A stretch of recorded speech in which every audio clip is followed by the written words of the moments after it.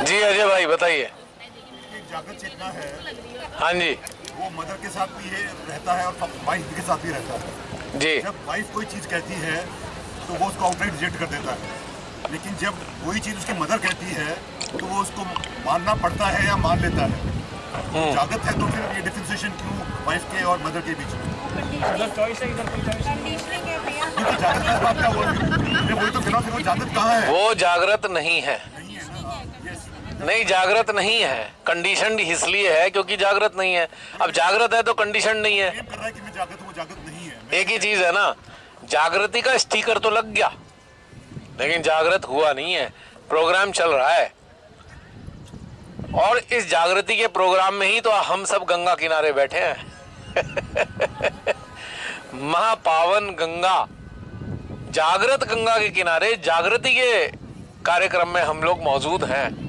यही छोटी छोटी चीजें बताने के लिए, समझने के लिए एक दूसरे को, ये सारी बाधाएं खत्म करने के लिए अपनी जिंदगी की, ये छोटी छोटी चीजें ही बड़ी बड़ी घटनाक्रम को अंजाम देती हैं। कोई कहे भी बहुत ऊंचा उठोगे कैसे? जब सरलतम चीजें जिंदगी की समझ में आ जाएंगी तो आप ऑटोमेटिकली ऊंचे उठ जाओगे। सरलतम वर्सेस गहनतम।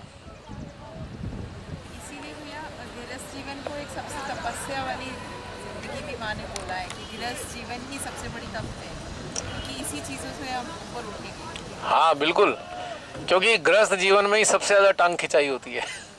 अदरवाइज टांग खिंचाई कैसे होगी? कहाँ तक होगी? कितने लोग टांग खींचने वाले हैं आप ये देखो ना, काउंट करो। अगर आप बड़े परिवार में रहते तो और ज्यादा टांग खींचने वाले हैं। और टांग खींचने वाले समस्या नहीं है, समस्या आप मान रहे हो कंफर्ट जोन के कारण। हकीकत में वो आपको रिफाइनमेंट देने वाले हैं।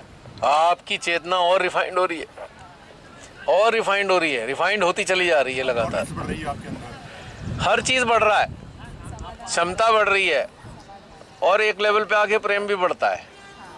फिर आप उन्हीं बातों को बुरा नहीं मानते जो उसका पहले बुरा मान के नाक फुला के बैठ जाते थे। ये चीज़ मैं भैया आपको बताती हूँ। जी जब से ये ध्यान के सेशन सुन रही हूँ और ये थोड़ा जोर से बोलिए बहन।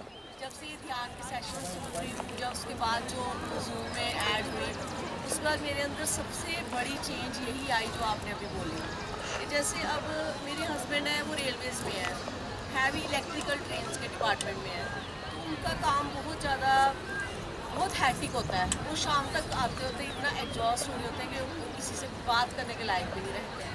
तो पहले ऐसा होता था कि अगर कोई उनसे बात करो तो बड़ा चिढ़ते थे, बात का सही ढंग से जवाब देते थे, तो मैं भी आगे से परेशान होती थी। ये जो नॉर्मल स्थिति थी, जी अब जब इन दो सालों में ये ऐसा हुआ है कि अब मुझे कोई फर्क नहीं पड़ता है कि अगर वो कुछ बोल रहे हैं ना, मैं उस चीज़ को समझ रही हूँ कि नहीं, ये सुबह से काम करके आए हैं, ये एग्जॉस्ट हुए हैं, कोई बात नहीं, अगर ये मेरी बात नहीं सुन रही है कोई बात नहीं, मैं बाद में बता दूँगी, पहले ये थोड़ा सा अपनी रिलैक्स हो जाए, अपनी स्थिति में आ जाए जो इनकी नॉर्मल। मतलब ये चीज़ मेरे अंदर बहुत ज़्यादा आई है। उससे क्या हुआ है? उससे ये हुआ है कि शायद मैंने अपने आप को इतना चेंज किया कि वो खुद ही चेंज हो गया। आपने एक अच्छा मैसेज दिया और वही मैं कल भी कह रहा था, एक पक्ष को तो साइलेंट होना होगा। हाँ जी, बस यही चीज़, एक पक्ष को तो साइलेंट होना होगा ना। और ये चीज़ बहुत अच्छी मेरे अंदर, बहुत अच्छी ये चीज़ ये डेवलप हुई है। आपने नट बोल्ट देखे हैं ना, क्या वो दोनों एक से होते हैं? उनका जो मेल है कितनी तगड़ी बॉन्डिंग बनाता है। एक क्या कहते हैं 12 mm के नट में और बोल्ट में कितने टन की ताकत होती है मालूम है? मैं समझता हूँ शायद 2000 टन की ताकत है उसकी चूड़ियों में, एक उसके अंदर स्ट्रेंथ इतनी होती है। तो यदि जो पार्टनर है वो नट और बोल्ट की तरह अगर हो तो प्रॉब्लम क्या होती है? दोनों ही नट बन जाते हैं या दोनों ही बोल्ट बन जाते हैं। तो बॉन्डिंग नहीं बन के देती। तो एक नट बन जाओ, एक बोल्ट बन जाओ, झंझट खत्म हो गई। और आज भी जैसे कोई चीज़ ऐसे ज़्यादा फोर्सफुली बोल रहे होते तो मैं उनको बोलती हूँ नहीं कोई बात नहीं, आप 2 मिनट के लिए रिलैक्स करो, मैं आपको बताती हूँ कि इसका क्या सोल्यूशन है। मतलब अब ये चीज़ हो गई है, ये मतलब अब ये नहीं कि झगड़ा करके नहीं आप ऐसे क्यों बोल रहे हो, मैं ऐसे बोल रही हूँ कि मेरी ये बात आप सुन नहीं दे, वो चीज़ नहीं है। अब मैं खुद ही शांत हो जाती हूँ, नहीं कोई बात नहीं, मैं आपको बाद में बताऊँगी कि इसका क्या सोल्यूशन है। बिल्कुल। और ऐसे नट और बोल्ट से आपने देखा कितने बड़े बड़े ब्रिज बने होते हैं, देखा है? कई कई किलोमीटर लंबे ब्रिज नट और बोल्ट की स्ट्रेंथ से बने हुए हैं। तो ब्रिज क्या है? सोसाइटी। अगर ऐसे नट बोल्ट से बनी हुई सोसाइटी हो तो कौन सी परेशानी समाज में आ सकती है, मुझे बता दो आप। हर देश बड़ी से बड़ी बाधाओं को पार कर जाएगा यदि ऐसे नट बोल्ट से बना हुआ ब्रिज मौजूद होगा, पार कर जाएगा हर चीज को। बड़े बड़े भारी भारी टैंक उतर सकते हैं उस पे। तो प्रॉब्लम क्या है कि जब कई बार ऐसे देखता हूँ ना, ओहो मैरिज हो रही है और ये तो दोनों बोल्ट हैं, क्या होगा इनका? नट तो कोई नजर नहीं आ रहा इनका। शादी में दोनों नट दोनों बोल्ट, अब कुछ नहीं हो सकता, फिर गड़बड़ तो होनी है। तो जो एक कोऑर्डिनेशन है वो नट और बोल्ट का कोऑर्डिनेशन लाइफ के हर एस्पेक्ट में चाहिए, in every aspect. Her relation में नट और बोल्ट वाला चाहिए कोऑर्डिनेशन, फिर देखिए कितना सुंदर होता है। तो उसके लिए क्या करना होगा? बहुत सरल सा काम करना होगा। सदियों पुरानी जो अहंकार रूपी कंडीशनिंग है उसका त्याग ना होगा। कोई कहे भाई ये कंडीशन है तो ठीक है आप छोड़ दो, भाई आप क्यों लेके बैठे हो कंडीशनिंग, छोड़ दो ना, क्या दिक्कत है? ये चीज़ हमारे अंदर ध्यान जो हम करते हैं, जो अपने आप में जो हम चेंज करने के लिए जो भी करते हैं, उसी से हमारे अंदर ये चीज़ें आई हैं। और क्या? नॉर्मल चीज़ से नहीं आई हैं ना। नॉर्मल इंसान तो ये चीज़ें कभी कर नहीं कर सकता। पहले तो तो एकदम से हमें गुस्सा इससे ही पहले आ जाता था। इसमें समझ नहीं आ रहा है इसको बेचारा कि क्या बोल रहे हो आप लोग, ये समझ नहीं पा रहा है। ये कह रहा है हैंडीकैम प्लीज, मुझे कुछ समझ में नहीं आ रहा, एक एक करके बोलो। मतलब पहले जैसे बोलते थे, शुरुआत होती थी किसी का गुस्से का, हाँ। तो मेरे को ज़्यादा आता था, जैसे अरे इतना ज़्यादा, मेरे को जितना उसको से वो नहीं कर रहा गुस्सा, उससे ज़्यादा मेरे को आ गया, तो उसके ऊपर मैं हावी हो गई बिल्कुल। हाँ। अब ऐसा है कि वो बोल रहा है, कोई बात नहीं, बोल रही, थोड़ी देर बोलेगा, कितना देर बोलेगा, चुप हो जाएगा। हाँ। मैं तो पर रोटी भी खानी है उसने, कपड़े भी चाहिए, कब तक बोलेगा? मैं तो शांत हूँ। मेरे कब तक बोल सकता है? वो आ नहीं रहा कि जो जैसे ज्वालामुखी अंदर फटती है, वो फट नहीं रहा, शांत है अंदर, बोल रहा है, बोल चुप हो जाएगा अपने आप, हाँ बिल्कुल, बात ही खत्म हो गया। फिर ना वहाँ कोई लड़ाई ना कोई झगड़ा, बात खत्म। जब हम खुद शांत हैं तो अगला कितनी देर बोलेगा? बिल्कुल। एक बार बोलेगा, 2 बार, 10 बार बोलेगा, फिर थोड़ी देर बाद 1-2 घंटे के बाद फिर बोलेगा, फिर शाम को सोचेगा अरे मैं तो बोलते जा रहा हूँ, ये तो बोल ही नहीं रही, क्या करूँ, बोल के चुप ही हो जाएगा, वो बिल्कुल बोलना बंद कर देगा। बिल्कुल अगले बिल्कुल बार से। बिल्कुल। ये चीज़ है। तो ये आपने एक पक्ष को साइलेंट किया तो दूसरी बार में दूसरे को ये समझ में आ गया बेकार है बोलना, हाँ, बेकार ही बोलना। क्योंकि इतना बोलने के बावजूद भी जो काउंटर पार्ट है उसने ना खाना बनाना बंद किया ना कपड़े धोने बंद किए, उसे समझ में आ गया यार बेकार है बोलना, ये तो बेचारा कुछ कहता ही नहीं मेरे को दूसरा पक्ष। और हमारी इसी चीज़ की वजह से ना मैंने देखा भैया वो भी ना, मैं ऐसे आपको बताऊँ कि 80% वो मतलब कि अपनी उस पहली आदत से 80% वो ठीक हो गए। अब 20% उनको जो रहता है, जो जॉब की टेंशन है उसके कारण है, मतलब उनके अंदर भी बड़ी चेंज आई है, ये चीज़ मैंने देखी। क्योंकि चेंज आपके कारण आई ना, आप साइलेंट हो गए ना। अगर आप भी टकराते रहते तो उसको कैसे समझ में आता? उसकी सारी एनर्जी तो आपको गलत साबित करने में लग जाती। आप बिल्कुल साइलेंट हो गए, उसकी एक लफड़ा तो खत्म ही हो गया कि गलत साबित करना है, एक झंझट तो आपने उसका समाप्ति कर दिया ना कि गलत साबित करने वाला। अच्छा मैं कहूँ किसी ने मेरे को कह दिया आप गलत हो, मैं हाँ ठीक है मान लिया, तो झगड़ा खत्म हो गया। अब मैं नहीं, मैं गलत कैसे हो सकता हूँ, तो फिर वहाँ पे खींचता जाएगा, क्योंकि इतने सारे पहलू हैं, इतने सारे पॉइंट हैं। फिर मेमोरी का सहारा लिया जाएगा, 2 महीने पहले ऐसे बोला था, आपने भी 6 महीने पहले ऐसे बोला था, पिछले साल शादी में ऐसा किया था, तो भाई फिर तो सारी फाइलें खुल जाएंगी। एक दूसरे के पेरेंट्स पे चले जाते हैं। फिर तो कहाँ तक पहुंचेंगे भैया, पता नहीं कहाँ तक पहुंचे, एंड नहीं है फिर तो। पहले दिन से मिले थे तब तो पहुंच जाते हैं। उससे भी आगे जा सकते हैं। ये कर दीजिए ना, सारी पुरानी फाइलें बंद हो गई। अब फिर तो ये हो जाएगा बहुत बड़ी मिस्टेक करी मैंने शादी करके। तो मैं कहता हूँ सुधार लो मिस्टेक, चुन लो दूसरा। उसकी हिम्मत नहीं है, उसकी हिम्मत नहीं है चुनने की, क्योंकि चुनने की समस्या तो वहां भी रहेगी।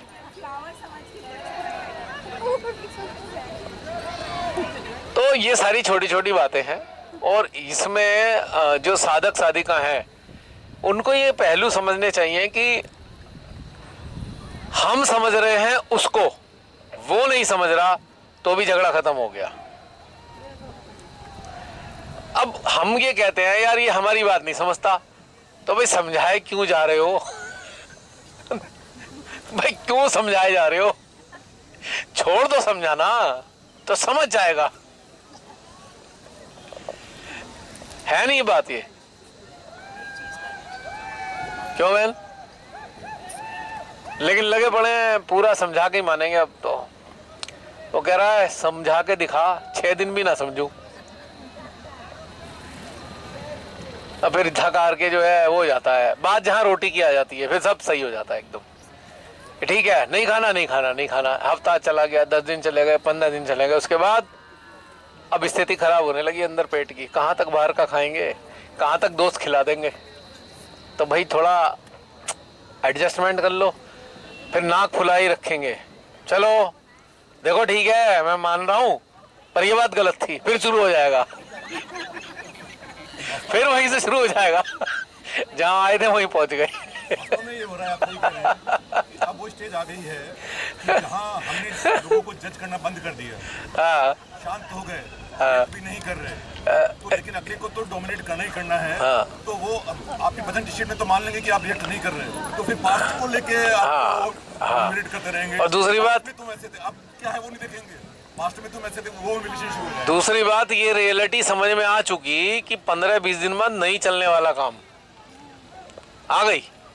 अब मन बनाया चलो भाई ठीक है चला लेंगे, उधर दूसरे पक्ष ने ही मन बनाया ठीक है ठीक है ठीक है चलो कोई बात नहीं, 15 दिन बीत गए मना लेंगे, अब मतलब हो जाएगा कर लेंगे। पर वो मानते मानते मानते फिर नाक लंबी हो गई एक पॉइंट पे, फिर कह दिया खाना भी डल रहा है चम्मच से, इतने में एक बात छोड़ दी, फिर खाना वहीं वापस चला गया, नहीं खाना आज, पोस्टपोन, नाक आ गई। हाँ अपने आप ले लो। और लोग याद भी बहुत रखते हैं ना, उस बार तुम ऐसा की थी इतने दिन पहले, और कुछ याद ही, मुझे कुछ याद ही नहीं कि ऐसा कब हुआ था, और तुम बोल रहे कि हाँ ऐसा हुआ था वैसा। ध्यान करने वाले भूल जाते हैं।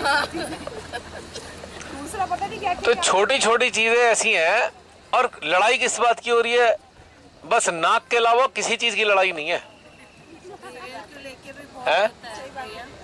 बिहेवियर को लेके वो नाक का ही मैटर है, से बात करते रहते हो, मेरी मम्मी से नहीं करते हो, वो सब नाक का मैटर है। अगर नाक ना हो तो ये सारी चीजें दिखाई नहीं देंगी, ये सारी नाक के बाद ही दिखाई देती हैं। हाँ बहुत गड़बड़ होती है। तो इस चीज से पार जाने का क्या तरीका है कि भाई एक पक्ष को साइलेंट होना पड़ेगा। अब कोई कहे संसारिक बातें किस काम की हैं? हम कहाँ रहते हैं, चांद पे कि मंगल ग्रह पे? हम इसी संसार में रहते हैं, तो ये बातें हमारे लिए उपयोगी हैं। और किन के लिए उपयोगी हैं? अरे ये तो संसारियों की बातें हैं। यही सीन तो हमारे साथ भी तो होते हैं जागृति के मार्ग पे चलने के बावजूद भी। तो क्योंकि हम समझना नहीं चाह रहे इसलिए हमें लग रहा है ये ऐसे हैं, लेकिन इन्हें समझना बहुत ज़रूरी है। जैसे ही समझ में आ गए तो ये सारी समस्या खत्म हो जाएंगी, और ये गंगा तट जैसा ही घर बन जाएगा, घर में ही गंगा बहेगी। अब ऐसी बातें हमारे साथ नहीं है बिल्कुल भी जी क्योंकि हम अब पूरी तरह से संत बन चुके हैं। हाँ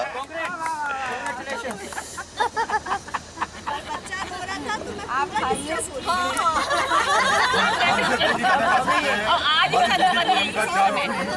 अब हमें ना तो कोई स्वार्थ से मतलब है, ना नाक से किसी से भी नहीं, ना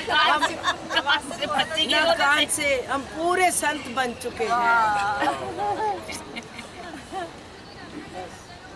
माँ गंगा, ये स्थिति बनाए रखना।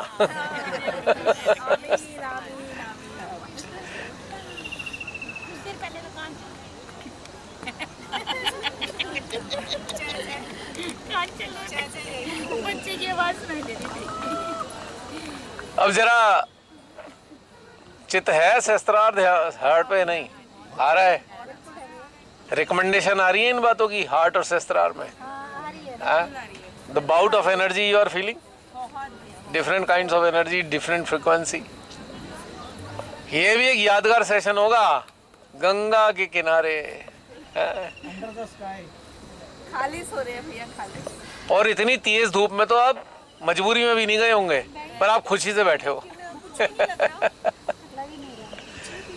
बहुत मजबूरी में भी नहीं गए होंगे आप इतनी तेज धूप में, लेकिन यहाँ पे आपको धूप का असर नहीं हो रहा, क्योंकि चित्त हमारा धूप पर नहीं है। प्रायोरिटी हमारी कुछ और है। प्रायोरिटी है जो आनंद, प्रायोरिटी है जो Joy of understanding, Joy of understanding जो हमारे सिस्टम में धीरे धीरे धीरे धीरे धीरे स्टेब्लिश हो रही है, वो प्रायोरिटी है। इसीलिए हमें तेज धूप तेज नहीं लग रही।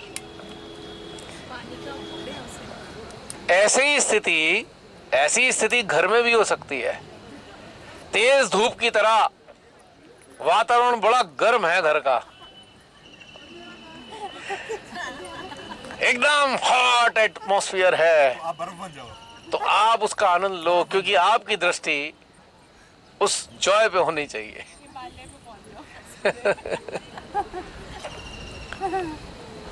जॉय ऑफ क्रिएटर, कि मनुष्य को बनाया, अलग अलग लोगों को बनाकर एक यूनिट के घर नाम की यूनिट में रखा, ये भी एक जॉयस घटना है बहुत बड़ी। इस जॉय पे अगर है तो आपको ये वाली जो हीट है घर की वो नजर नहीं आएगी। और फिर भी अगर कोई परेशानी खड़ी करना चाहे, अब उसकी चॉइस है। यहाँ पे भी फ्रीडम दो भाई, जो चाहे कर लो। हमारी तरफ से फाइल बंद है, तुम पिछली जन्म की भी फाइलें खोल के बैठे रहो, हमें कोई दिक्कत नहीं, वो आपकी चॉइस है। और उन फाइलों के आधार पे अपने जीवन का निर्धारण कर सकते हो, हम उसमें भी सहयोग करेंगे। समझाने की वहां भी गुंजाइश नहीं है, क्योंकि जब आप फ्रीडम दे देते हो, अच्छा ठीक है हम अलग रहेंगे, हाँ ठीक है कोई दिक्कत नहीं ना, अब प्रॉब्लम शुरू होती है। क्योंकि अपनी कमी सबको मालूम होती है अंदर अंदर। उसे पता है यार 10 साल तो यहाँ कट गए, आगे की तो गारंटी 2 मिनट की भी नहीं है। मेरे इस प्रकार के स्वभाव के साथ आने वाले समय में किसी को नए को मैं चुनता हूं तो क्या एडजस्टमेंट 2 मिनट भी कर पाएगा? तो यहाँ भी ये चिंतन चल रहा है, और पता है नहीं कर पाएगा। यहाँ तो 10 साल कट गए तो वहाँ 2 साल भी नहीं कटेंगे। तो यहाँ पर आके थोड़ी अंडरस्टैंडिंग संतुलित होनी शुरू हो जाती है। तो यहाँ पे एक अंडरस्टैंडिंग आपको एक उस स्टेट में पहुंचा देती है, समाधान की स्थिति में। और जब समाधान आ गया तो कोई समस्या नहीं रहती, फिर तो समाधान है।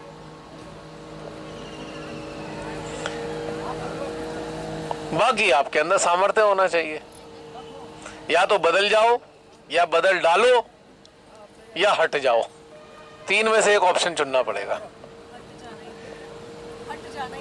हाँ, कोई भी चीज बदल तो नहीं सकते ना, पक्का ना हम ना वो। हम बदल सकते, वो नहीं बदल सकते। नहीं अगर हम बदलेंगे तो मैंने जैसे बताया ना, अगर मैं बदली तो वो भी बदले हैं। हाँ, क्योंकि वो मेरी नेचर देख के उनको भी ऐसा लगा कि नहीं, मुझे इस तरह से रिएक्ट नहीं करना चाहिए। ये बात नहीं है कि वो बुरे हैं, वो बहुत अच्छे हैं। नहीं, हर चीज़ बहुत अच्छी शुरुआत है। में नहीं बदल सकते, धीरे धीरे जब हमारे व्यवहार हमारे देख के फिर वो धीरे धीरे बदलेंगे। अब बुरे और भले की कहानी है। बुरे और भले की भी एक बड़ी मजेदार घटना होती है। क्या ये बहुत बुरा है, वो बुरा है, वो बुरा है, वो बुरा है, सब चल रहा है। ये खराबी वो खराबी वो ये ऐसा नहीं हो सकता वैसा नहीं हो सकता, ये खराब है। अच्छा खराब है, चलो भाई थोड़ा दूर होना शुरू करते हैं। इतना खराब नहीं है, थोड़ा और दूर हुए, कुछ तो अच्छाइयां हैं, और थोड़े दूर हो गए, ठीक है हो जाता है, गलती हमारी भी है। अब ये प्रोसेस शुरू हो गया है,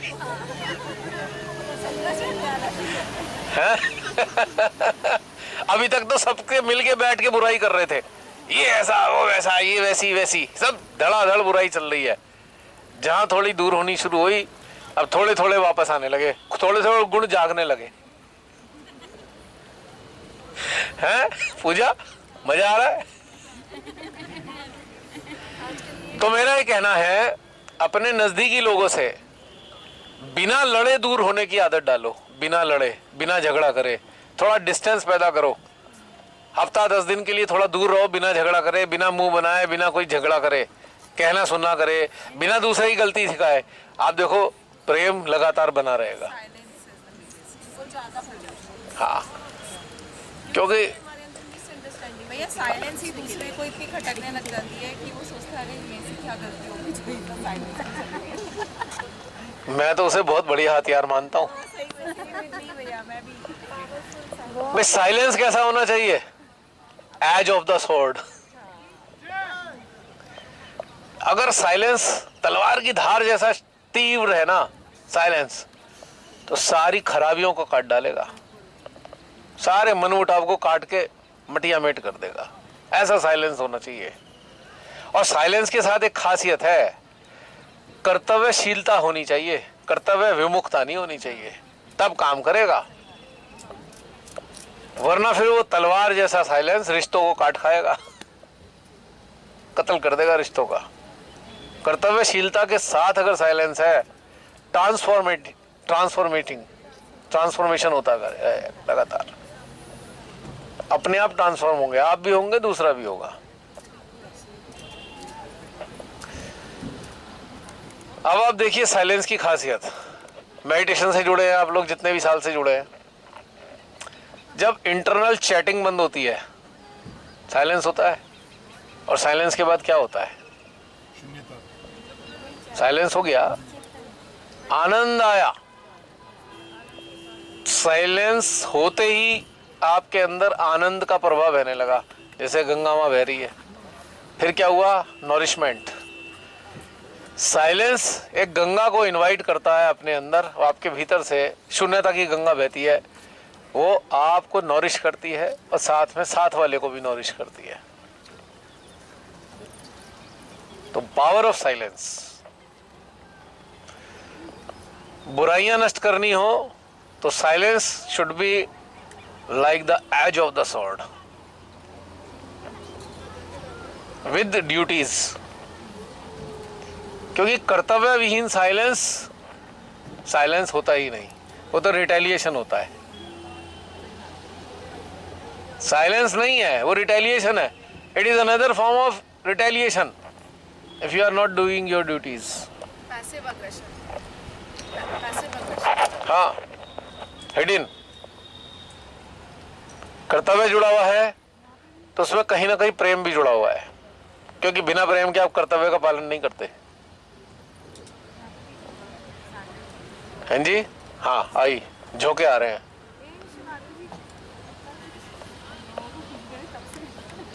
क्या कहते ना, माँ जहाँ मतलब आती एकता होते तो वहाँ पे अच्छी फ्रेग्रेंस होती है। यहाँ पे तो चंदन की खुशबू नहीं, यहाँ पे तो जलाए हुए चंदन की है, चक्रों से नहीं आ रही है। नहीं, कोई ना कोई यहाँ पे जला रहा है। एनवायरनमेंट से ही आ रही है। हाँ हाँ हाँ, जैसे किसी ने यहाँ जला रखा हो, उधर जला रखा हो, मंदिर है आसपास, कहीं से हवा आई लेके आ गई फ्रेग्रेंस। इतना तो भैया कभी नहीं फील हुआ। नहीं होती है, चक्रों की नहीं है निश्चित रूप से। नहीं, एनवायरनमेंट में ही है, मैं वही कह रही हूँ। चक्रों वाली परमानेंट फील होगी, बहती भी नहीं आएगी, नहीं, तो आपके अंदर ही है। हाँ, ये तो बाहर की ही है। हाँ बिल्कुल होती है, आती है। वो फ्रेग्रेंस फील होती है आपको, रहती है। अरे शुरुआती दौर के जो झंझट है बाद में नहीं होते। वो तो इसलिए बताना चाह रहे हैं, देखो हम अच्छी अच्छी चीज़ें भी हमारे पास हैं, तो आप ताकि उस चीज़ को समझ सको, अदरवाइज तो आगे नहीं आती, शुरू में आती है। अब जैसे चक्र जो है मान लो फूल की तरह है, बंद पड़ा है तो फूल बंद पड़ा है, जब वो खिला तो उसकी महक आ गई, ठीक है। जब खुलते हुए ही महक आएगी, अब खुला हुआ है बहुत दिन से तो महक थोड़ी आएगी। अचानक बंद चीज से एकदम खुल गई तो आपको महक ज्यादा फील होगी, फिर तो कभी कभी ऐसा लगा तो लगा, नहीं तो नहीं। तो बहुत सारी चीजें आज हमारी बातचीत हुई हैं, हम सब ने आनंद लिया उस चीज का। अब जो आनंद लिया है ये स्थायी हो जाए, दुआ करते हैं। जो अंडरस्टैंडिंग अपने अंदर बनी है ये बनी रहे आगे, तो वरना 8 महीने बाद वीडियो है ही याद दिलाने के लिए 8 महीने के बाद आएंगे तो इसका मतलब 8 महीने के लिए होमवर्क का टाइम है कि जो आज अंडरस्टैंड किया है उसकी तरफ चलने के लिए हमें थोड़ा मेहनत करनी पड़ेगी। क्यों? अब एक काम करते हैं, टाइम क्या हो गया? 1:30 बज गए। बस ऐसा लग रहा है जैसे शाम हो गई हो। अभी बैठते हैं। हैं? भूख भूख तो नहीं लग रही? आज भूख का व्रत है शाम तक। क्यों क्यों लालच दे रहे हो? व्रत है भाई एक ही बात है, उसमें कार्बोहाइड्रेट तो है ना, कैलोरीज तो है ना। अच्छा भैया, एक टॉपिक रह गया जो कभी मैंने आपके इस वीडियो में जी जी जी जी जी डिस्कस करते हुए ज़्यादा उसके बारे में नहीं सुना, वो जेलेसी। जेलसी। हाँ, मैं एक एग्जांपल देता हूँ कि मैं एक काउंसलर को जानता हूँ जो पूरी दुनिया को काउंसलिंग करता है। इवन लोगों के फैमिली प्रॉब्लम्स हो, डोमेस्टिक प्रॉब्लम्स हो, किसी भी तरह की प्रॉब्लम्स हो, इवन फैमिली मैटर्स के ऊपर तो लोग एक्सपर्ट समझते हैं कि जो जिन हस्बैंड वाइफ में नहीं पटती वो सब जाके उसे काउंसलिंग लेते हैं। और जब मैं उसको देखता हूँ तो मैं उसको टोटल फेल्योर मानता हूँ, क्योंकि उससे अपनी खुद की बीवी से एक हफ्ते निभाई नहीं गई और अलग हो गया। और लेकिन पूरी दुनिया में वो एज ए काउंसलर बड़ा एक्सपर्ट माना जाता है। और मुझे उससे बड़ी जेलसी होती है देख के कि खुद तो बीवी से 7 दिन निभा नहीं पाया और पूरी दुनिया को बताता फिर रहा है तो यहाँ पर एक चीज है, अभी लास्ट में क्या बोला था मैंने कि नट और बोल्ट वाला मामला बनता है तो ठीक है, वरना फ्रीडम। नहीं, मैं तो जेलसी की बात कर रहा हूँ। मेरे को उससे जेलसी क्यों होती है कि वो जो मतलब उसको लोग एक्सेप्ट कर रहे हैं और हम जैसे लोग जो लाइव एग्जांपल है उनको लोग एक्सेप्ट नहीं कर रहे। मैं जेलसी की बात कर रहा हूँ, मेरे को उससे जेलसी होती है। रियली? हाँ, रियली जेलसी होती है। किस बात की? कि वो जो खुद अपनी लाइफ में मैरिज में 7 दिन से नहीं निभाया गया और पूरी दुनिया को जो मैरिज काउंसलर एक्सपर्ट मानती है पूरी दुनिया उसको, और जबकि हम वास्तव में निभाते आ रहे हैं बगैर किसी रेजिस्टेंस के आराम से, और हमें खुद एक्सेप्ट करनी होती है। आप बहुत से डॉक्टर्स के पास जाते होंगे, कई हार्ट वाले डॉक्टर भी होते हैं। आप उनसे पूछोगे भाई साहब ठीक हो? नहीं। क्या जी, हार्ट की प्रॉब्लम है मुझे। हार्ट वाले डॉक्टर को हार्ट की प्रॉब्लम है, पेट वाले को पेट की प्रॉब्लम है। लेकिन अब आप एक बात, इसका एक उदाहरण और भी है। एक कोच है जिसने ओलंपियंस को पैदा किया पर खुद कभी उसने एक लोकल लेवल पे मेडल नहीं लिया, तो क्या हम कहें ये तो ओलंपियन पैदा कर सकता है, खुद क्यों नहीं ओलंपिक? क्योंकि उसका जो टेम्परामेंट है वो खिलाड़ी बनने का वैसा नहीं है कि वो एक बड़े पदक होल्डर बने। उसके पास स्ट्रेटेजी है, उसके पास नो हाउ है, और जो उसने हैप्पी लाइफ का नो हाउ सीखा है वो अपने ही घर से सीखा है और कहीं से नहीं सीखा उसने। क्या वो कोई दूसरों के घरों में घुस के थोड़ी देखा उसने देखा अच्छा ये वाले पॉइंट थे, ये वाले मिसिंग थे या ये वाले ज़्यादा थे, तो उसने फिर वो समझा कि भैया ठीक है, मेरे जीवन में जो हुआ सो हुआ, भाई तुम इन चीज़ का ध्यान रखना। हम उसको इस चीज़ के लिए हम जेलस भी नहीं रख सकते, ना हम उसको पॉइंट आउट कर सकते, because he has got true experiences. और कोई इंसान अगर, आई एम सॉरी जो मैं बोलने जा रहा हूँ, किसी हस्बैंड वाइफ के बीच में तनातनी झगड़ा रहता है, ठीक है, तो 4 महीने के लिए एक ऐसा वकील की सहायता से अरेंजमेंट कराया जाए, भाई 4 महीने का तलाक लेते हैं। वह 4 महीने का तलाक क्यों? भाई तलाक लेके देख लो, अगर चल जाए तो आगे कंटिन्यू कर लेना, वरना वापस आ जाना नहीं, वो अलग मैटर होता है। लेकिन एक म्यूचुअल एक एग्रीमेंट, 4 मंथ्स का डाइवोर्स, और उसमें दोनों जो चाहे करो, और फिर देखो क्या होता है। और दूसरों को ये बताना है कि परमानेंट तलाक हो गया, असलियत तभी समझ में आएगी। अगर दूसरों को ये कह दिया भाई टेम्परेरी है, तो दूसरा जो आप सोच रहे हो ना जिसके साथ हमारी अच्छी निभ जाएगी, तो वो कहेगा भाई ये तो वैसे ही वापस हो ही जाना, इसके साथ अपनी एनर्जी क्यों वेस्ट करें हम। आपके संपर्क में जो लोग आएंगे उसके बाद आपको रियलिटी समझ में आएगी कि जहां मैं जैसे भी रह रहा था वो ज्यादा बेटर था, दुनिया इतनी बेटर नहीं है। और वो जो ड्रॉबैक समझ में आएंगे उसके बाद फिर जो है ना सही निभेगी। जिनके अंदर ऐसी प्रबल भावना है कि हम तो साथ नहीं रह सकते, मैं उनके लिए बात कर रहा हूं। एक एक्सपेरिमेंट अब लेना तो चाहते ही हो तो एक 4 मंथ का लेके देख लो, रियलिटी समझ में आ जाएगी। क्योंकि आपको मैं एक चीज बताना चाहता हूं, 100% ट्रू है वो। हमारी मैरिज किससे होगी वो प्रीडेस्टाइंड है, you can not generate that opportunity, predestined है और उसी से होके रहेगी जिससे लिखी है। अगर वो कामयाब है तो भी ठीक है, नहीं कामयाब है तो भी ठीक है। अगर वो नाकामयाब है, आप सोचते हो नहीं नहीं मुझे इसके साथ नहीं किसी और के साथ रहना है, आप रह के देख लो, वही परिस्थितियां दोबारा खड़ी होंगी। जो पहले वाली में समस्याएं थी वो दूसरी में भी समस्याएं खड़ी होंगी, उसी जगह आके फिर खड़े हो जाओगे आप, उसी कगार पे खड़े होंगे, वही वाली समस्याएं होंगी, पहले से ज्यादा बुरी हालत होगी। अब आप पे एक स्टैंप और लग चुका होगा, अच्छा पहले वाले से भी नहीं निभाई, हमसे इसलिए नहीं निभा सकते, आप पे कैपेबिलिटी नहीं निभाने की, और ज्यादा डिग्रेडेड हो जाओगे। तो भाई काम चला लो, ऐसी अगर चल जाए, नहीं है तो फिर अकेले अकेले ठीक है। लेकिन ये जो ट्राई करते हैं ना, नहीं एक नहीं दूसरा, दूसरा नहीं तीसरा, इट इज इडियोटिक फुलिशनेस है एकदम। क्योंकि डेस्टिनी को आप बदल नहीं सकते।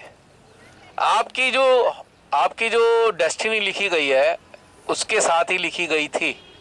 सेपरेशन लिखा है वो भी लिखा गया था, आप उसको बाईपास करके, आप इधर से एक बाईपास करके आपने कहा चलो भाई इसके साथ निभा के देखो, कुछ दिन बाद आप देखते हो वही परिस्थितियां दोबारा खड़ी होती हैं, तीसरी में भी वही खड़ी है, चौथी में भी वही खड़ी है। एग्जैक्टली हम दूसरे को ही देख रहे हैं।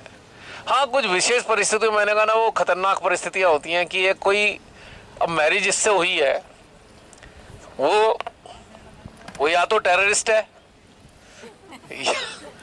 भाई, ये विशेष परिस्थितियां ऐसी हैं, या तो टेररिस्ट है भाई, उसमें नहीं निभ सकता आप, बड़ी मुश्किल है, या फिर वो क्या कहना चाहिए डिटेक्टिव है किसी दूसरे देश का, डबल क्रॉस एजेंट है, वहां से भी नहीं निभ सकता।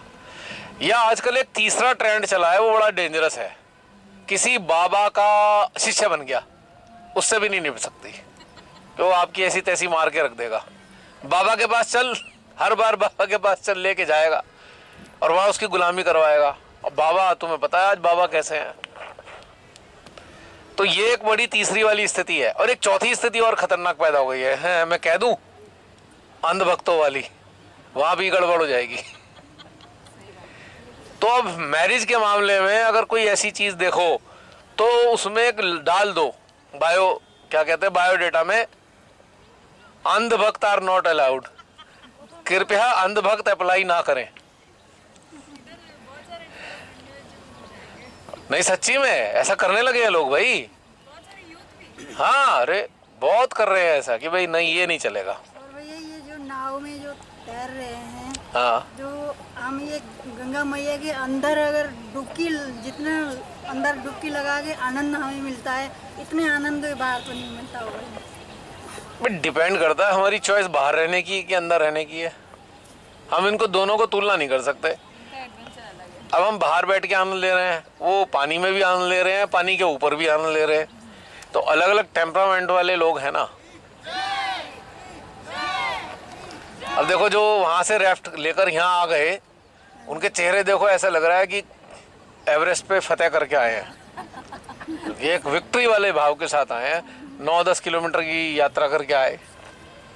तो एक सेंस ऑफ अचीवमेंट है कि ये हमने यहाँ क्रॉस करके आ गए। हाँ, तो जीवन में भी ऐसी होता है। जीवन में बस कुछ चीज मिल गई, ओहो अचीवमेंट हो गया, पा लिया हमने, तो उस कारण से जिंदगी चल जाती है लगातार। इसलिए अंदर ज़्यादा, बाहर कम। हाँ नहीं, दोनों चीज हमारी चॉइस है। हाँ, दोनों लेकिन अगर हम भीतर में रहते हुए भीतर में रहते हैं। बाहर का आनंद लेंगे तो सर्वोत्तम है। ये बिल्कुल ऐसे ही है कि एसी गाड़ी में बैठकर चिलचिलाती धूप का आनंद लेना, कि धूप का असर भी नहीं हो रहा पर धूप का मजा भी ले रहे हैं। तो जो एसी वाली कूलिंग है ना, वो आपको ध्यान देता है। बाहर कितनी विपरीत परिस्थितियां क्यों ना हो, पर आपके अंदर कूलिंग की इफेक्ट ज्यादा आ रही है। आपको बाहर का एनवायरनमेंट प्रभावित नहीं कर रहा है। अब जैसे हम लोग इतनी तेज धूप में बैठे हुए हैं, अंदर में जुड़े हुए हैं, आनंद ले रहे हैं, तो क्या धूप परेशान कर रही है? अगर हम अंदर में नहीं होते, खाली बाहर ही होते, तो हमें गर्मी लगती। 10 मिनट नहीं होते भाग जाते उधर पेड़ की छांव में कहीं। गर्मी लगती है, ऐसा लगता है कि चलो यहाँ से उठो। हाँ, क्यों अभी तो आनंद आ ही रहा है ना। अभी आनंद आ रहा है। शीशे के सामने जब खड़े होंगे कहेंगे ओहो टैन हो गया, ऐसा लग रहा चलो है क्रीम लगा लो। और बैठे ही रहे यहाँ तो मतलब। वो शीशे के सामने के जाने के पर प्रॉब्लम आएगी थोड़ी देर के लिए, नहीं है क्रीम, उसके लिए लगा देंगे। और कोई बहुत कॉन्शियस होगा, कहेगा हाँ धूप का भी आ लेता हूँ, एंटीऑक्सीडेंट लगा के बैठ जाते हैं ताकि असर ना करे धूप। तो सारी की सारी खेल घूम फिर के कहाँ आता है? हमारे अंदर क्या हम जुड़े हुए हैं? आनंद कौन नहीं ले पा रहा?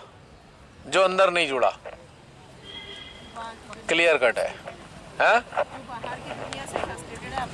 हाँ, अंदर अगर आप आनंदित हो तो बाहर की समस्याएं है ही नहीं ना। एक्चुअली समस्या कहने का भी दिल नहीं करेगा।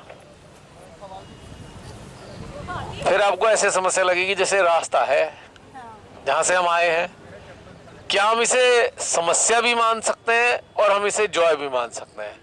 उबड़ खाबड़ रास्ते पे चलने का मजा आ रहा है, एक तो ये पॉइंट है। एक ये ओहो बार बार पत्थर देख के चलने पड़ रहे हैं, टक्कर भी लग रही है, पैर में भी लग रही है, तो फिर समस्या भी बन गया। तो हमारा नजरिया क्या है जीवन के प्रति? समस्या वाला है कि आनंद वाला है? आनंद वाला है। अब जीवन के आनंद की एक घटना सुनाता हूं। एक झूठी कहानी चलेगी? झूठी कहानी, एक झूठी कहानी सुनाता हूं मैं।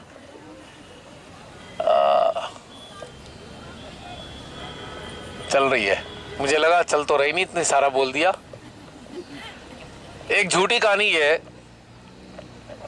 एक सोल भगवान जी के सामने बैठी थी और भगवान के पास ही रहती थी एक सोल। तो भगवान ने पूछा सोल से, ए जीवात्मा, तू मेरी रचना का भ्रमण करना चाहती है? मैं प्रभु जैसी आपकी मर्जी, आप चाहो तो मैं भ्रमण कर लेती हूँ। तो बोले ठीक है, अगर भ्रमण करने को तैयार है तो ठीक है, मैं तेरे को ऑप्शन देता हूँ। ये 84 लाख जीवों की कैटेगरी है, कौन से वाले जीव का एक्सपीरियंस करना चाहती है? सोल ने कभी जन्म लिया नहीं था धरती पे। मैं प्रभु जैसी आपकी मर्जी, आप जो दे दोगे मैं तो, मेरे को तो कोई दिक्कत नहीं है, मैं तो ये वाला जीवन जी लूंगा, ये एक्सपीरियंस तो है नहीं उसे। ठीक है, प्रभु ने कहा चलो ठीक है, एक काम करते हैं, इसे मछली बना दो। मछली बन के वो अपना खूब मजे से तैरने लगी, ये करा वो करा वो करा वो करा। फिर उसने देखा कि भाई मछली तो बन गई, पर और भी चीजें हैं वहाँ, तो मैं अकेली तो हूँ नहीं, वहाँ पे ऑक्टोपस भी है, वहाँ पता नहीं कितने प्रकार की और वैरायटी है। फिर कुछ दिन बाद भगवान मिले मछली बन के सोल से। सोल तो खुश है। सोल हाँ अच्छा तो लग रहा है, लेकिन प्रभु वहाँ तो बहुत सारे जीव हैं, तो क्या करना चाहते हो? प्रभु वो जो है ना ऑक्टोपस, अब की बार उसमें घुसा दो मुझे। चल ठीक है, ऑक्टोपस में भी चल लिए।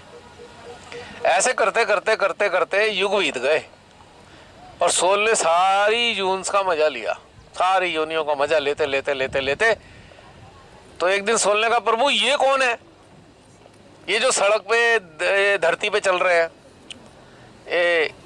बोले ये मेरी सर्वोत्तम रचना है।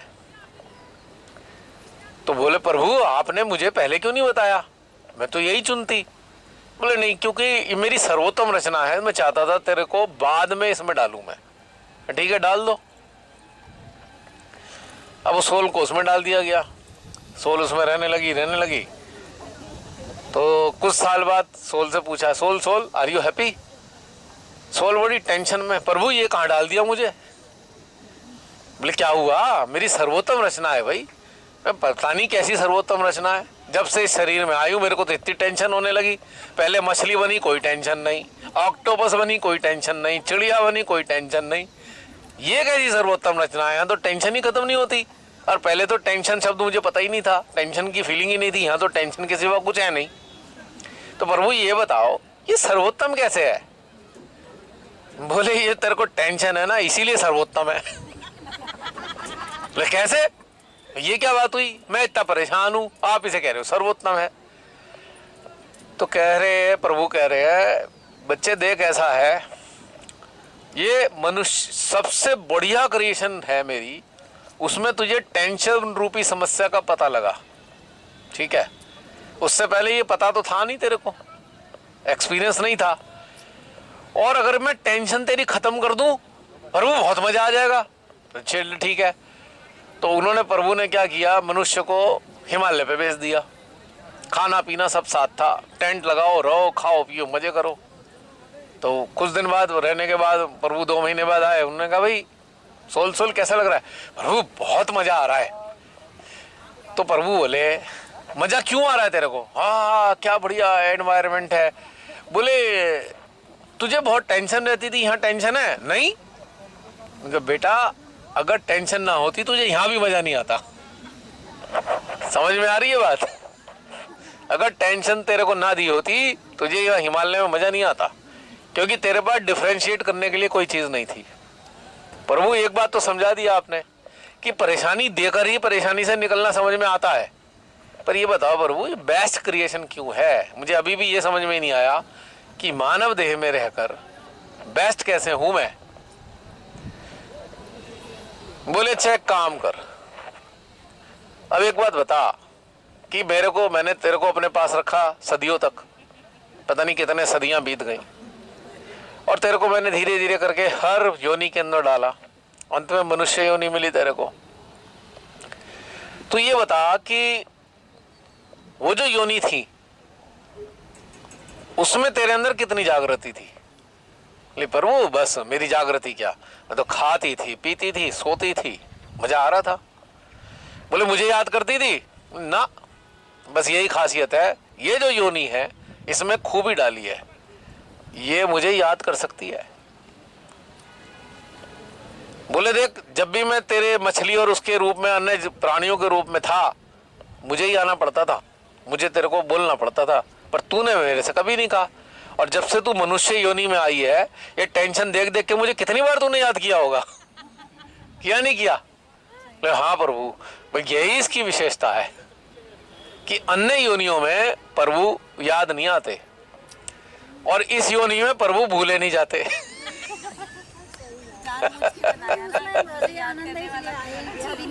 बोले प्रभु ये इससे क्या फायदा हुआ? भाई ठीक है याद कर रही हूं मैं, तो इससे क्या फायदा हुआ?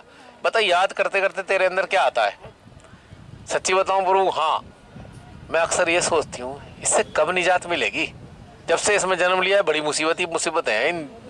बोली बस यही तो मैं चाहता था कि तेरा जो एक्सपीरियंस है, अब तूने सारी दुनिया का एक्सपीरियंस लिया, युग हो गए तेरे को धरती पे अलग अलग प्राणियों के बीच में, अब तेरे अंदर मेरे साथ जुड़ने की अभिलाषा पैदा हो गई कि प्रभु के साथ ही रहना, मुझे अब किसी के साथ नहीं रहना। इसीलिए तो मैंने सारा कार्यक्रम रचा था, अपनी रचना का एक्सपीरियंस भी करा दिया और तुझे तेरी इच्छा से अपने पास बुलाने की व्यवस्था भी कर दी। तो क्या इससे बढ़िया हो सकता है कुछ? तो बोली प्रभु धन्य हो आप, हमारा जीवन सफल हो गया। तो आपने मुझे मनुष्य बनाया, आपको कोटि कोटि नमन। अगर मैं ना बनती तो मुझे इसकी महत्व समझ में नहीं आती, मछली बन के घूम रही होती मैं सारे में। तो ये जो एक खासियत है कि परेशानियों से भागकर दूर जाकर प्रभु के पास जाना है, यही इवॉल्व करने का सबसे बड़ा हमारे पे जरिया है। तो जब भी कभी विपरीत परिस्थितियां लगातार पैदा होती चली जाएं, कभी परेशान मत हो, थैंकफुल महसूस करो कि यही कारण है हम प्रभु के और ज़्यादा नज़दीक हैं, और ज़्यादा नज़दीक होते जा रहे हैं। और इसी कारण से माँ को अवतरण लेना पड़ा। जब हमारे अंदर से चीत्कार निकल रही थी कि बा प्रभु बचाओ, कहाँ फंस गए, तो मुझे आना पड़ा और तुम्हें मार्ग दिया और मार्ग के सारे बाहर निकालने की व्यवस्था करी कि आप अपने इतनी सारी झंझटों से बाहर निकल सको और आनंद उठा सको और एक्सपीरियंस भी कर सको। तो प्रभु ने कहा एक बार बता, दोबारा आना है ना? प्रभु कान पकड़े मैंने, दोबारा नहीं जन्म लेना, हो गया एक्सपीरियंस मुझे। बोले प्रभु यही मैं चाहता था।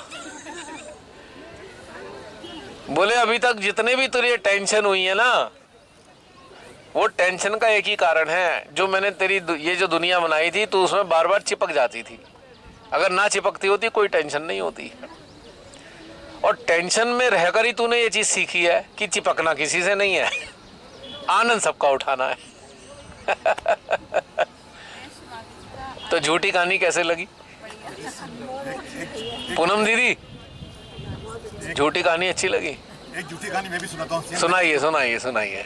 एक बार लक्ष्मी जी और विष्णु जी ने सोचा कि इस पृथ्वी के ऊपर आदमी को भेजा जाए। हाँ। उसने आदमी को बुलाया कि भैया तेरे को मैं अपनी सर्वश्रेष्ठ रचना जो है पृथ्वी उसके ऊपर भेज रहा हूँ, तू जाएगा? तो बोले मैं चला तो मैं जाऊँगा, लेकिन आप मेरे को क्या क्या दोगे? तो उन्होंने बोला कि मेरे पास जो कुछ है मैं तो सब चीज़ें दे देता हूँ। हाँ। तो पृथ्वी पे चला जा। तो आदमी राजी हो गया कि भैया ठीक है, आप मेरे को सब कुछ दे दो। तो विष्णु जी के पास में झोला था, तो उन्होंने निकाला झोलने में से, ये ले पैसा, ये ले प्रतिष्ठा, ये ले शांति। तो सब के सब एक के बाद एक चीज़ें उसको आदमी को देने लगे। लेकिन चुपके से जब आदमी की नज़र कुछ और थी तो उन्होंने एक चीज़ निकाली और उसको ज़मीन पे गिरा दिया और उसके पाँव रख लिया। और लक्ष्मी जी ने देख लिया वो वाला कि इन्होंने कोई चीज़ गिराई, ये पाँव के अंदर दबा ली है, और पूरा झोला खाली कर दिया आदमी के सामने कि भैया देख 100% जो मेरे पास में था वो मैंने तेरे को दे दिया, अब तू पृथ्वी के ऊपर जा और आराम से रहे। तो वो आदमी पृथ्वी पे चला गया रहने के लिए। फिर लक्ष्मी जी ने बोला विष्णु जी को कि आपने उसको सब कुछ दे दी, लेकिन आपने एक चीज़ उसको नहीं दी, वो आपने पाँव के नीचे छिपा ली है। वो बताओ वो क्या चीज़ है? तो बोले ये चीज़ है आनंद। इसको लेने के लिए तो इसको मेरे से जुड़ना ही पड़ेगा, दोबारा जुड़ना पड़ेगा, अदरवाइज वो मेरे को आनंद नहीं मिलेगा। बिल्कुल परफेक्ट। इसको मेरे से जुड़ना पड़ेगा तभी आनंद मिलेगा। और आप लोगों को आनंद भी इसलिए आ रहा है घर से बाहर निकल के।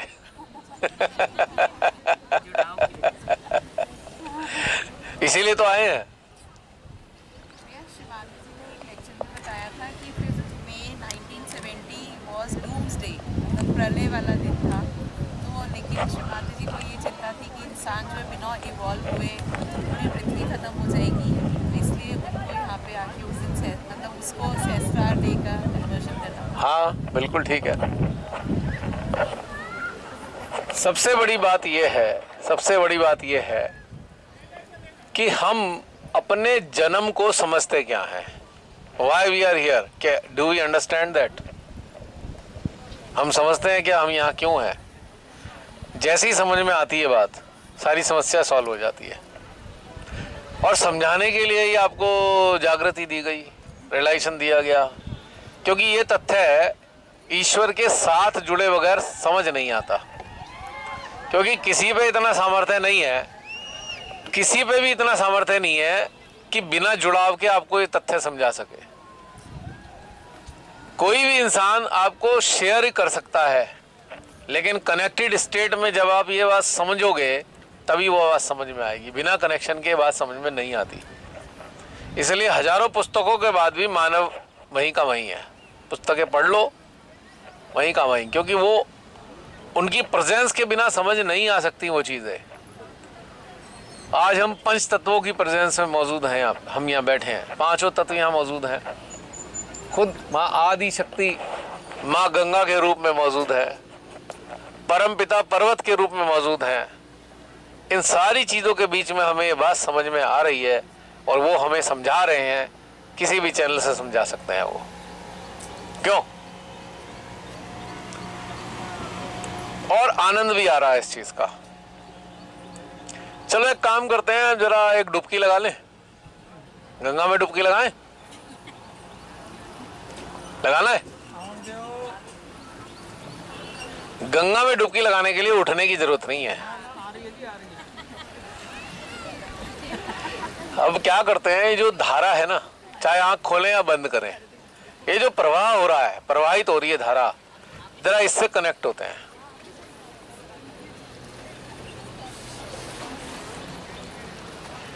ये जो फ्लो है गंगा माँ का, इस फ्लो को अपने सिस्टम में फील करें।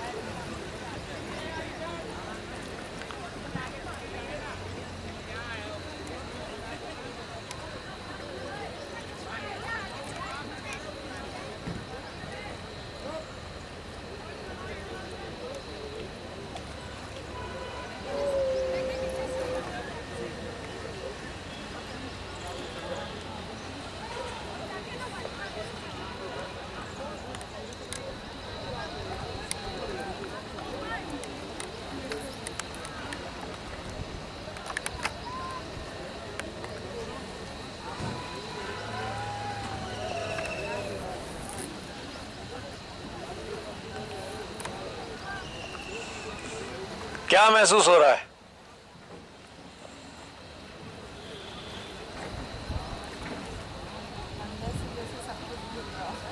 सब कुछ घुल रहा है।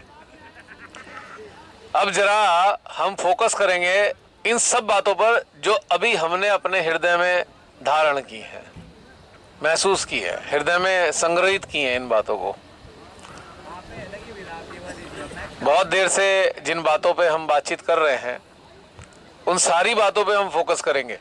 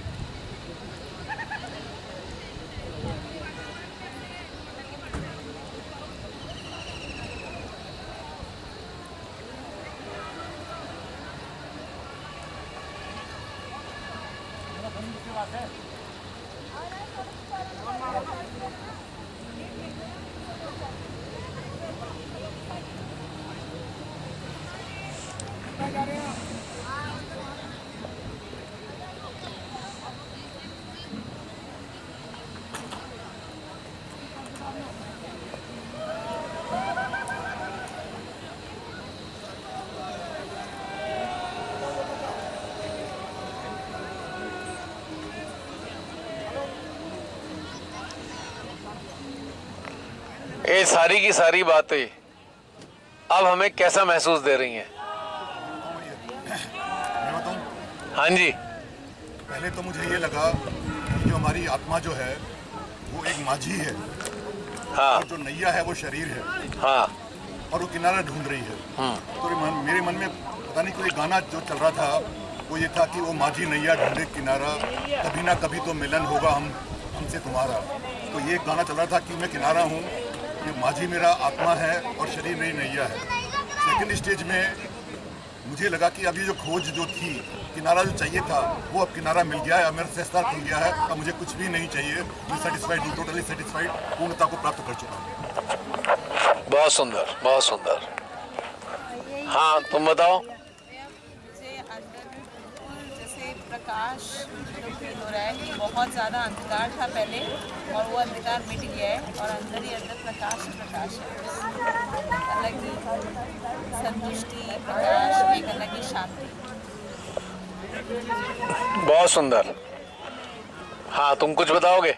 1 मिनट, डायरेक्शन चेंज कर दूं धीरे धीरे। कैमरे जाओ, जसलीन की तरफ जाओ। जैसे इतने टाइम से हम जुड़े हुए हैं तो बहुत सारी चीज़ें क्लियर है, पर फिर भी कुछ हमारे अंदर अटकन होती है। कोई सिचुएशन, मुझे पता है मैं यहाँ अटकी हूँ पर मैं ना निकल नहीं पा रही। तो मैं वही देख रही थी कि सहस्त्रार का फ्लो भी है पर थॉट रुका हुआ है। तो मैं वही देख रही थी कि ये गंगा जी वैसी ही फील हो रही है कि कहीं पे आपका फ्लो भी बहुत ज़्यादा है और आपकी जो राफ्ट है वो घूम रही है, और जैसे ही आप वहाँ से हटते हो राफ्ट फ्लो में आ जाती है, दोबारा आगे मूव करती है। उसी तरीके से हमारे थॉट्स भी होते हैं और वही मतलब फ्लो के साथ हम मूव करते जाते हैं। लाइक हम सोच रहे हैं कि हम रुक गए या हम यहाँ पे अटक गए, but with time we move on.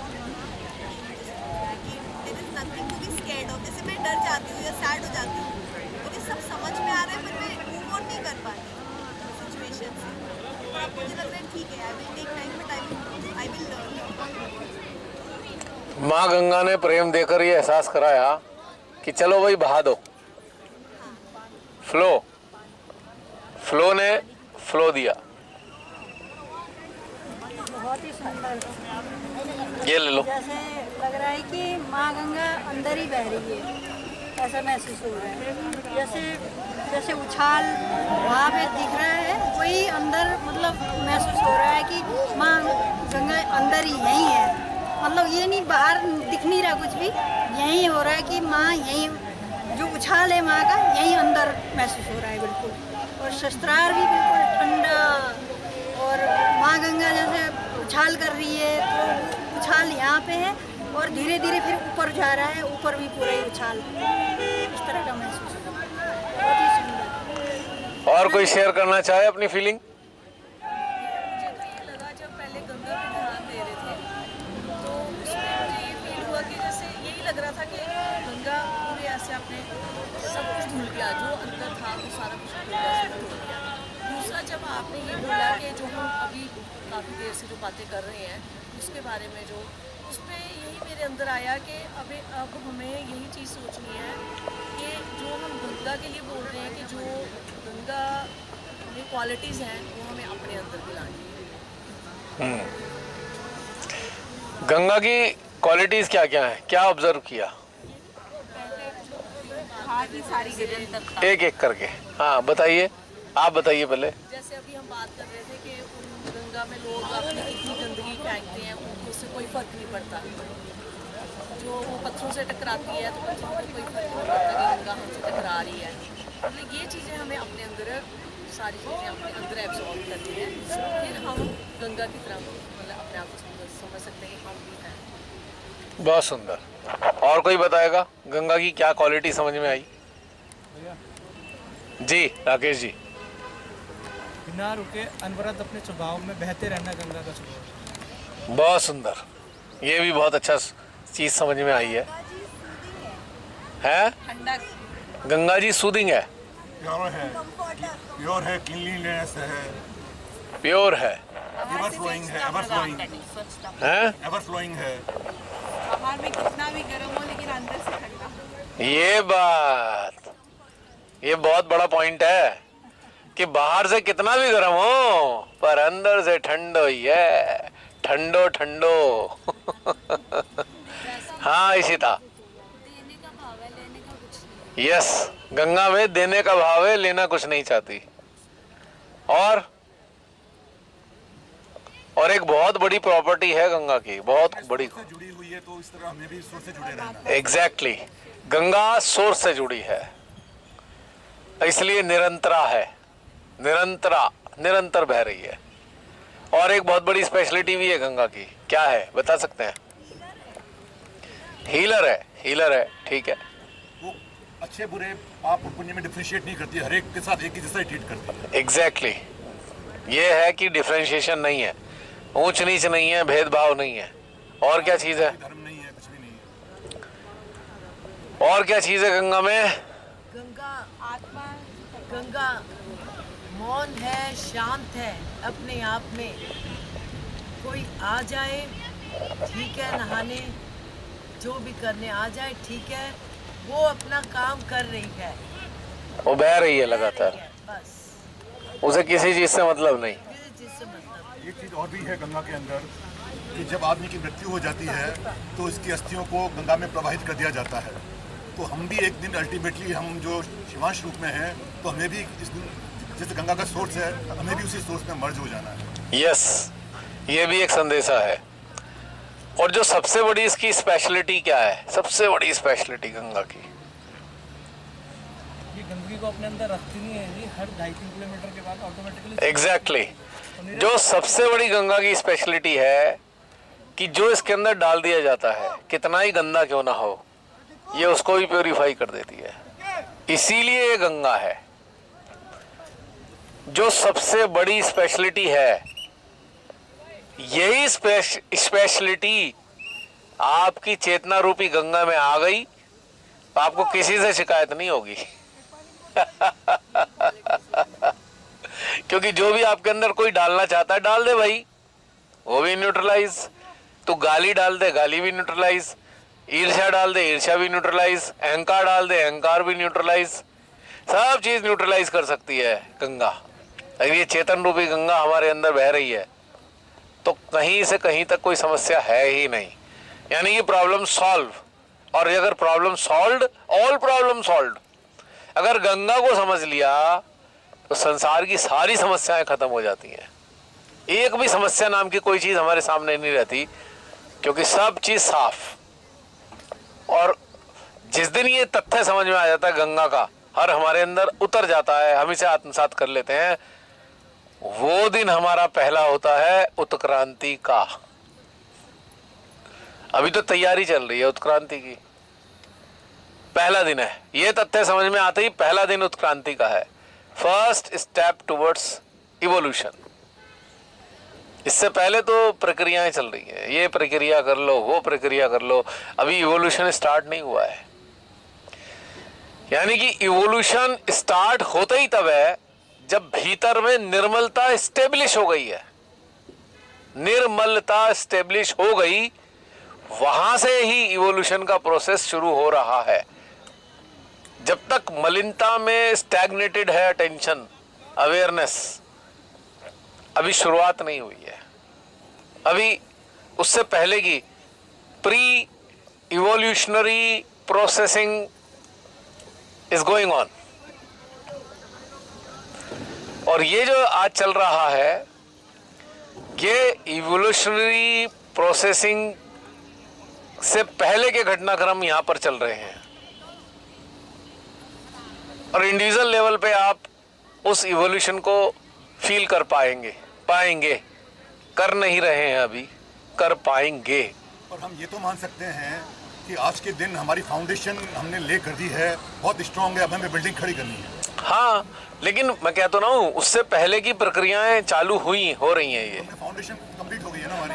Zoom sessions की जो स्टेटस है, जूम सेशन की जो स्टेटस है, या जूम का एक हिस्सा ये भी 10th वर्कशॉप है, ये इवोल्यूशन प्रोसेस से पहले की घटनाक्रम है। इवोल्यूशन की शुरुआत निर्मल स्थिति से होती है, हमारे अंतःकरण में निर्मल स्थिति स्थापित हो गई, तब उत्क्रांति की शुरुआत हो गई है। अब इसके ढेर सारे फेजेस हैं, पर खुशी की बात है यहां से शुरू हो रही है। ये जो स्थान चुना है श्री माता जी ने, इतना सुंदर स्थान, ये किनारा, ये प्रवाह, इसको चुना उन्होंने कि यहां से शुरुआत करना चाहो तो कर सकते हो, बाकी आपकी मर्जी। जितनी मलिनता है हमारे अंदर किसी भी चीज को लेकर, सब बहा दो, इस आंतरिक गंगा में बहा दो, निर्मल हो जाओ, तब से उस क्रांति का प्रारंभ शुरू हो जाएगा। आपके अंदर इवॉल्व होना शुरू हो जाओगे। तो ये है आज 15 अप्रैल 2020 से ये उत्क्रांति की प्रक्रिया की शुरुआत, घटनाक्रम शुरू हुए और चाहें तो आज इन्हें यहाँ पे एंड कर सकते हैं।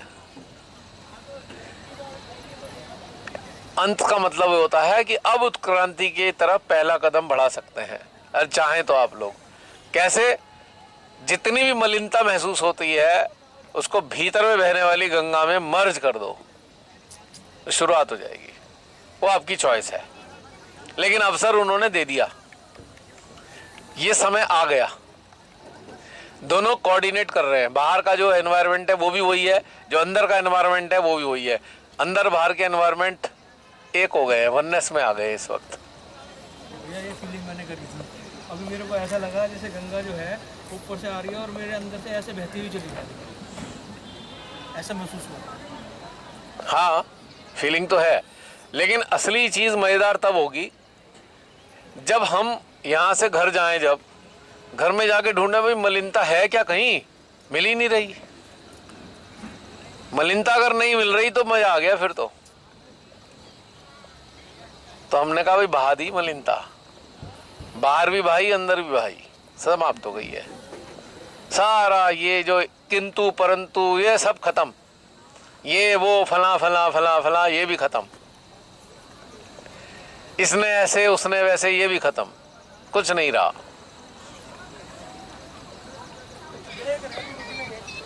तो ये वाली चीज अगर घटित हो रही है अंदर, तो मैं कहूंगा आप सबको हार्दिक बधाई, और ये गुड विशेस भी हैं आपके अंदर। ये शुरुआत हो, उत्क्रांति की तरफ पहला कदम तो हुआ। अगर ये मलिनता एंड हुई है तो शुरुआत हो गई है। अब देखें कि आती है क्या मलिनता, पता लग जाएगा कि यहां से जाते ही आ गई या नहीं आई। पर जैसे हम जैसे यहाँ हैं, हमने कपड़े पहन रखे हैं, तो ये कपड़े तो नेचुरल इन्वायरमेंट की वजह से खराब होंगे, फिर हम इसको धोते हैं। तो अब अगर मलिनता आती भी है तो मेडिसिन के थ्रू सेस्तार और हाथ से कनेक्ट होकर उसको धो लेंगे, वरना फिर ऐसे हो जाएगा भैया, किसी की मृत्यु हुई, शमशान घाट में गए, हाँ जीवन का क्या भरोसा, ये तो कभी भी जा सकता है भाई, ये नहीं करना चाहिए वो नहीं करना चाहिए। अब बाहर निकलते ही फिर वहीं आ गए वो जो अच्छी अच्छी बातें शमशान में लिखी थी फिर भूल गए। लेकिन मेरे को उम्मीद है कि मलिनता नहीं रहेगी, आप सब महसूस करेंगे। हो सकता है यहाँ छोड़ के जाएं, हो सकता है छूट जाए यहाँ पे, छूट गई नहीं। पर अब ये कॉन्फिडेंस है कि अगर आई भी तो हम उसको धो लेंगे। हाँ, धो लेंगे, ये कॉन्फिडेंस तो आ गया है। अगर आ गई तो धो लेंगे, नहीं तो आना नहीं देंगे। कोशिश ये होगी कि फ्री की आना नहीं देंगे। वो नहीं आना हमारे बस में थोड़ा ना है, वो तो आएगी। नहीं मतलब अंदर नहीं आना देंगे ना, अंदर नहीं आने देंगे, अपने भीतर नहीं घुसना देंगे। आ भी गई तो धो लेंगे। अपने भीतर मतलब दरवाजा नहीं खोलेंगे तो कैसे आएगी। ये बात भी सही है। और एक बात और कहता हूँ, अगर आप मलिनता को ढूंढने से भी ज्यादा बढ़िया काम क्या करो, बहती धारा बन जाओ, तो ढूंढने की जरूरत ही नहीं है बहते चलो, फिर मलिनता की वरी नहीं है ना कि मलिनता है कि नहीं है। दोनों में से एक ऑप्शन आप अपना सकते हो। दोनों ही कंडीशन में घटना एक ही होगी। मलिनता खत्म कर दोगे तो गंगा का प्रवाह और तेज हो जाएगा, गंगा का प्रवाह बनकर रहने शुरू कर दोगे तो मलिनता दिखाई नहीं देगी, बहती जाएगी, आगे आती रहेगी जाती रहेगी। मतलब आप मलिनता से अटैच नहीं रहे, और जब मलिनता से अटैच नहीं हो तो उसका इन्फ्लुएंस भी नहीं है, उसका अगर इन्फ्लुएंस भी नहीं है तो आपके व्यवहार में भी नहीं है, और जब व्यवहार में नहीं है तो एनवायरनमेंट बढ़िया हो गया। जब बढ़िया एनवायरनमेंट हो गया तो कब तक कोई शिकायत करेगा भाई एक दिन वो शिकायत करना बंद कर देगा। दोनों में से एक काम करना पड़ेगा। तो सेशन समाप्त करें। आ रही है ना तीव्र, आ गई मेरे पास। नहीं कह रहे हैं अंदर अंदर, समझ लिया भैया, अब हम चल रहे हैं। अब अंदर चलते हैं, समझ लिया हमने। हाँ हो गया। इसको मैं गाने की 2 पंक्तियों से खत्म कर बिल्कुल। गाना है वो, नदियाँ चले चले रे धारा, चंदा चले चले रे तारा, तुझको चलना होगा, तुझको चलना होगा। जीवन कहीं भी ठहरता नहीं है, आंधी से तूफान से डरता नहीं है, नाव तो क्या बह जाए किनारा, भाई रे भाई तुझको चलना होगा, तुझको चलना होगा। बिल्कुल। अब इसी के साथ मैं आप सबसे निवेदन करूंगा, आप सब लोग सामने आ जाएं, एक ग्रुप शूट हो जाए यहाँ सामने।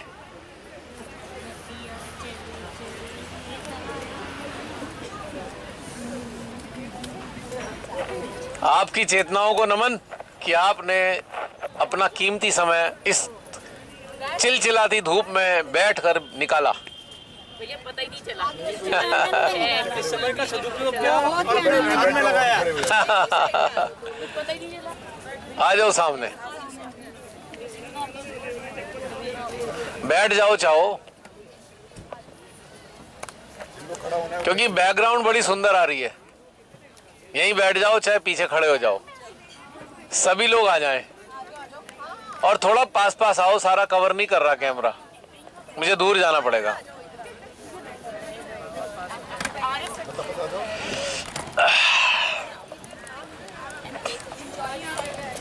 ये ना ऐसी हाँ ये बैठ जाओ। Okay okay thank you.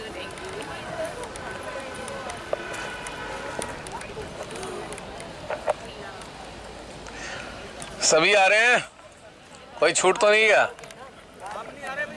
मैं तो हूँ, खींच कौन रहा है? आप बताओ ना, सब आ सब आ रहे हैं, वो बता रहा हूँ, आप नहीं आ रहे। मैं तो हूँ, तभी तो फ्रेम में आप लोग हैं। तो मिस्टर इंडिया है म्यूजिबल है। Action camera roll. अब आप कुछ यहाँ पे, ये जो घटना घटित हुई अभी, सेशंस हुआ, कोई कुछ भी बोलना चाहे बोल सकता है, वीडियो रिकॉर्ड हो रही है।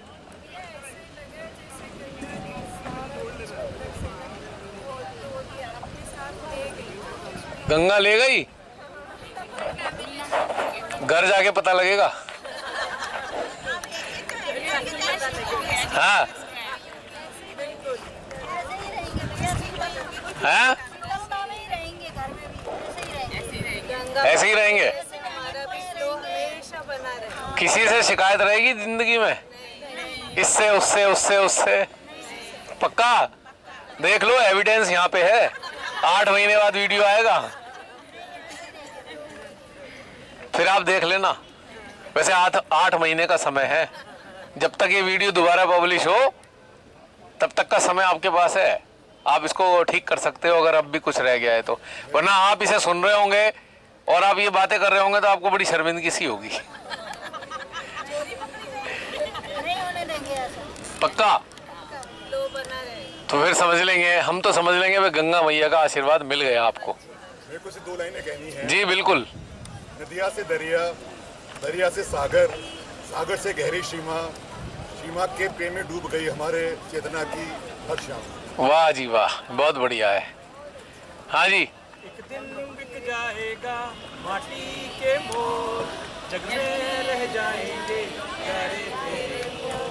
दूजे के होठों को देखकर अपने की कोई निशानी छोड़, फिर दुनिया से बोल। एक दिन बिक जाएगा माटी के मोर, जग में रह जाएंगे प्यारे तेरे मोर।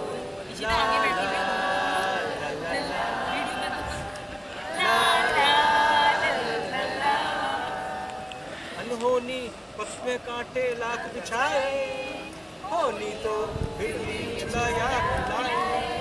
ये बिरहा ये दूरी ये बंधन न छूटे, फिर कोई दिल वाला काहे को घबराए। तरम धारा जो बहती है मिलकर रहती है, बहती धारा बन जा फिर दुनिया से बोल। एक दिन बिक जाएगा माटी के मोर, जग में रह जाएंगे प्यारे तेरे मोर।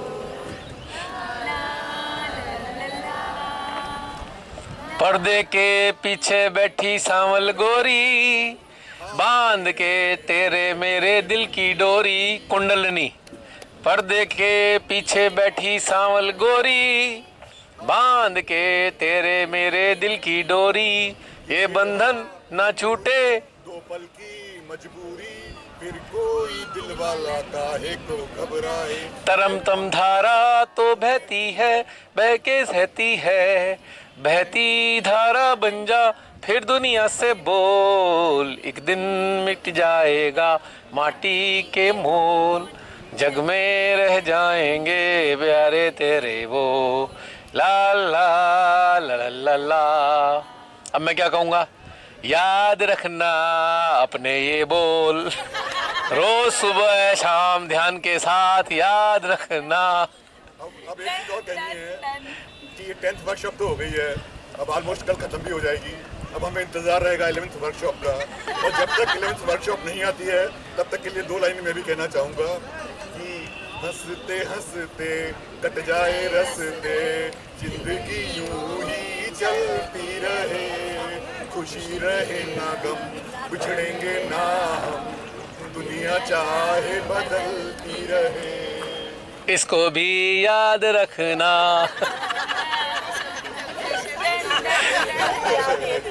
ध्यान की हर बैठक में इसको याद रखना, मत भूलना, धारण करना, फिर जाकर ये बातें होंगी सार्थक।